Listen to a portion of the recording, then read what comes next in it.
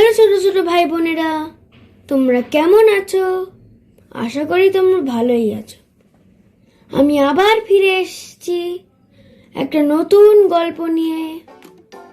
আজকের গল্পের নাম হলো গরু ও মোষ।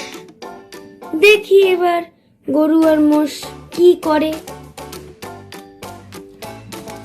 একসময় গরু ও মোষ একে অপরের খুব ভালো বন্ধু ছিল।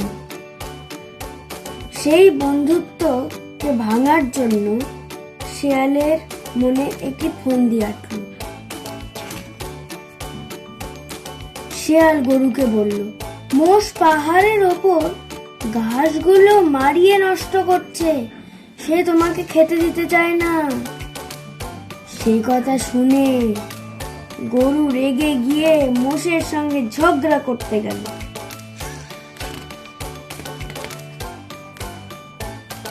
এদিকে শিয়াল মোষকে বলল, গরু নদীর জল নোংরা করে দিয়েছে, সে তোমাকে স্নান করতে দিতে চায় না। মোষ ক্ষেপে গিয়ে গরুর সঙ্গে লড়াই করতে গেল। শিয়াল তারপর মোষকে বলল, জোরে মারো, গরু তোমাকে খুব লাঞ্ছিত করেছে, মেরে শেষ করো, অবশ্যই প্রতিশোধ তোমাকে নিতেই হবে। শিয়াল গরুকে বলল।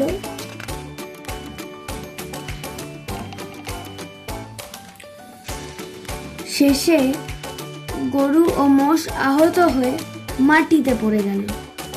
শিয়াল হা হা করে হেসে বলল, এবার আমি পেট ভরে মাংস খেতে পারবো।